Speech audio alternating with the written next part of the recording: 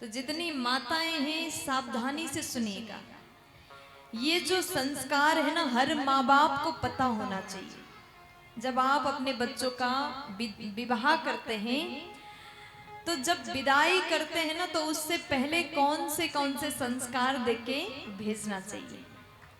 जिस प्रकार से मैया मैना अपनी बेटी को देखती हैं, समझाती हैं, बेटा आपके लिए अब सब कुछ आदेश अपने पति का मानना चाहिए।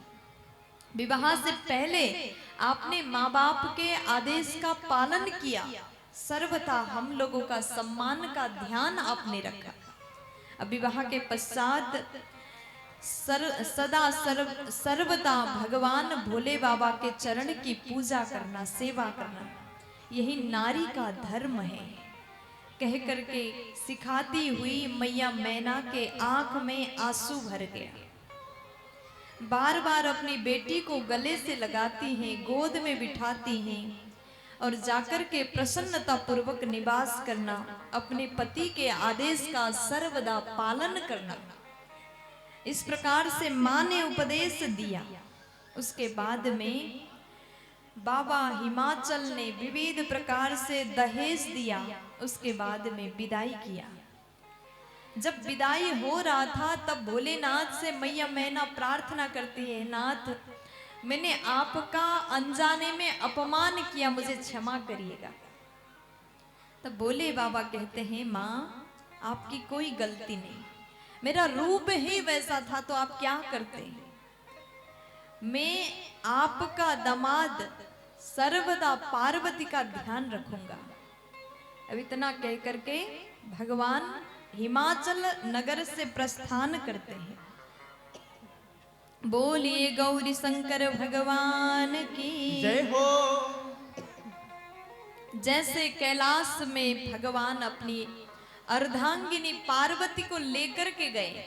देखो, विवाह के बाद में पहली बार मैया कैलाश में गई है।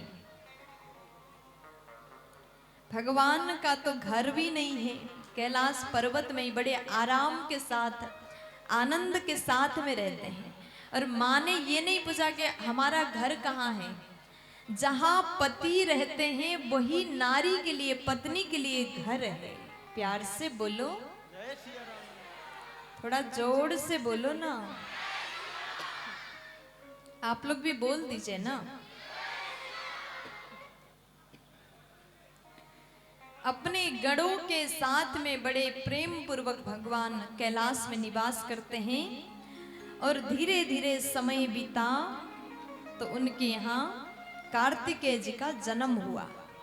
बोलिए कार्तिकेय भगवान की जय हो। और समय आने पर उन्होंने ताड़कासुर का वध किया। तो बाबा गोस्वामी कहते हैं, जो भी भक्त भगवान श्री शंकर और माँ भवानी के विवाह प्रसंग सुनता है, उसको भगवत चरण में अनन्य भक्ति की प्राप्ति होती है। बड़ा सुंदर विवाह प्रसंग श्रवण पान कराया। कल आप लोग सुन रहे थे, याज्ञवल्क्य जी भरद्वाज जी को प्रयागराज में कथा सुना रहे हैं। आज अब ये कथा लेकर के कैलाश पर्वत में पहुंचे। कौन? याज्ञवल्क्य जी। अब भरद्वाज जी से कहते हैं, जो कथा माँ भवानी को भोले बाबा ने सुनाया, वही कथा मैं आपको सुनाने जा रहा हूं, ध्यान से सुनिएगा। अच्छा, भगवान ने ऐसे ही कथा सुनाना प्रारंभ नहीं किया। भगवान शंकर जब कैलाश में गए विवाह के बाद में, भगवान ने देखा ये वो सती नहीं है, ये तो पार्वती है, तपस्या करके मुझे प्राप्त किया। तब जाकर के भगवान आनंद में बैठे हैं। अच्छा, ये बात बताओ, आप लोग यहाँ कौन सी कथा सुनने के लिए बैठे हैं? कौन सी? राम कथा। और कल जो कथा हमने आपको सुनाया वो कौन सी कथा थी? शिव कथा। यहाँ पर याज्ञवल्क्य जी महाराज ने भरद्वाज जी को शंकर जी के विवाह के प्रसंग सुनाया। भरद्वाज जी का सवाल क्या था?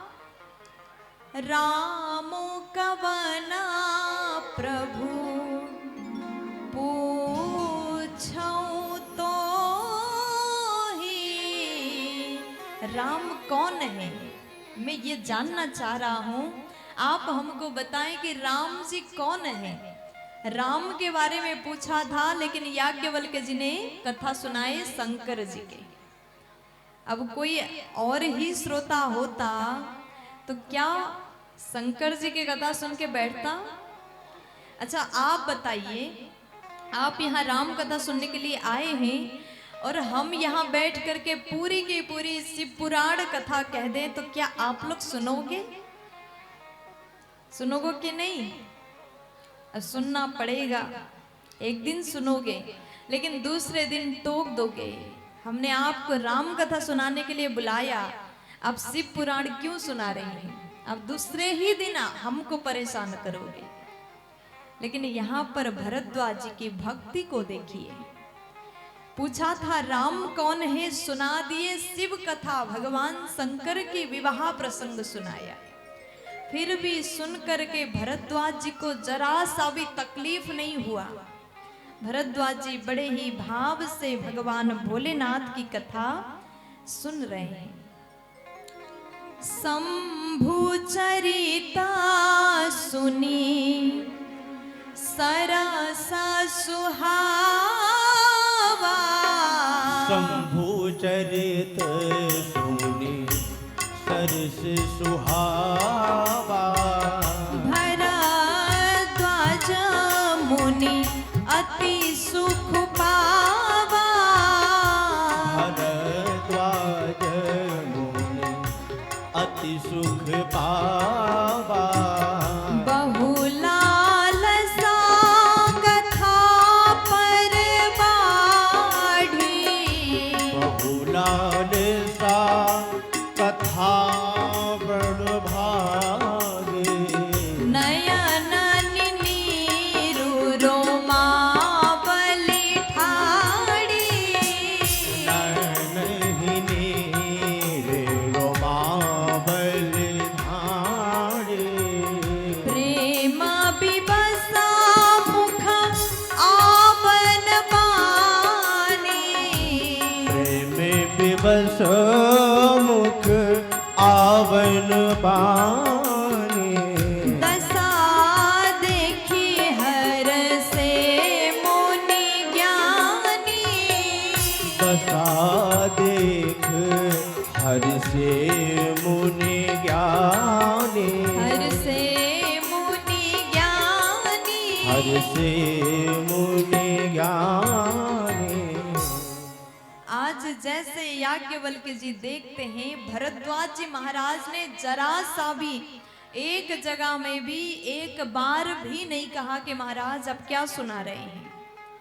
राम कथा सुनने बैठे, इन्होंने भोले बाबा के शादी की चर्चा करी, फिर भी भरद्वाज जी महाराज अति प्रेम के साथ में कथा सुन रहे हैं।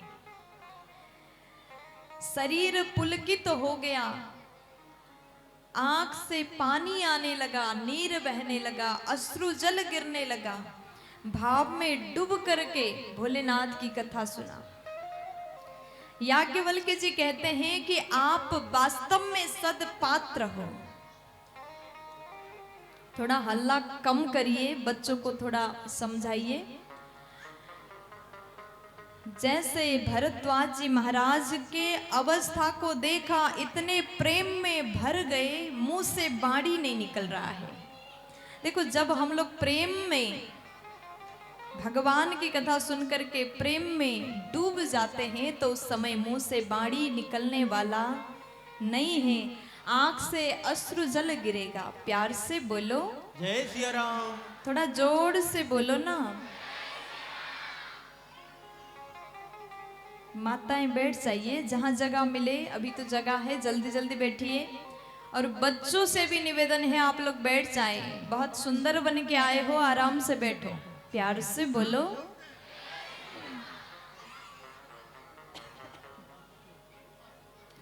अब जैसे याज्ञवल्क्य जी ने भरद्वाज जी के दशा को देखा और कहते हैं, प्रथम ही में कही शिव चरित बूझा तुम्हार, सुचि सेवक तुम राम के, रहिता समस्त विकार।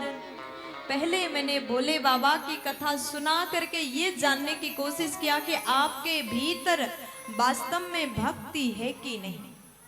अब मुझे समझ में आ रहा है कि भरद्वाज जी आप तो राम जी के अनन्य प्रेमी हो, भक्त हो।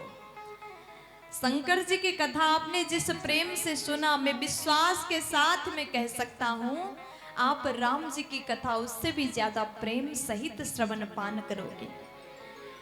देखिए, भगवान की कथा कोई एक दो ग्रंथ बस नहीं है, हजारों करोड़ों ग्रंथ भगवान राम जी के ऊपर लिखा गया।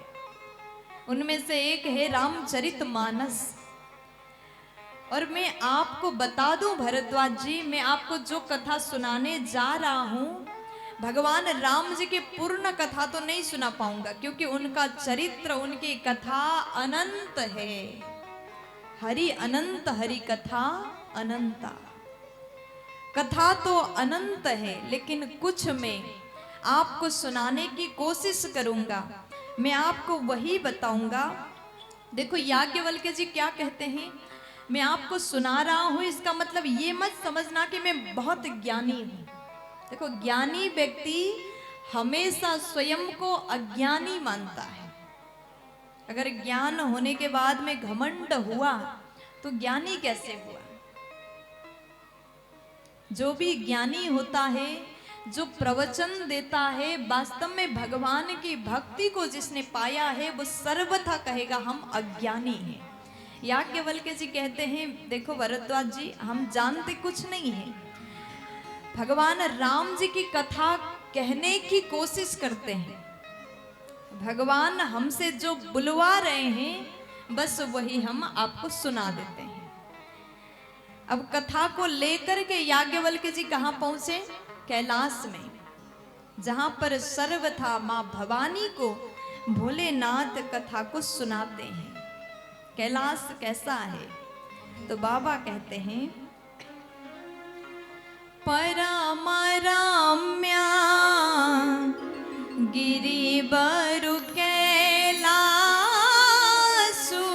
परम रम्य गिरिवर कैलासु, परम रम्या गिरिवर कैलासु, परम रम्य गिरिवर कैलासु, सदा जहाँ शिव उमा निवासु, सदा जहाँ शिव उमा निवासु, तेहि गिरि परापट बिटप विशाला, यही गिरिवरो बट विटप विशाला, नित नूतन सुंदर सब काला, नित नूतन सुंदर सब काला,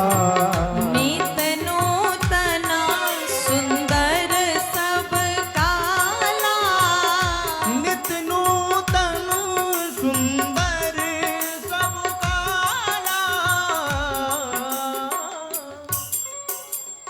बाबा कहते हैं कि भरद्वाज जी, एक कैलाश पर्वत है। कैलाश कैसा है? बड़ा सुंदर है। प्यार से बोलो जय सिया राम। कैलाश के बारे में जब बताया तो बहुत सुंदर है। देखो, भोले बाबा पर्वत में रहते हैं, उनका कोई अपना बंगला नहीं, घर नहीं है।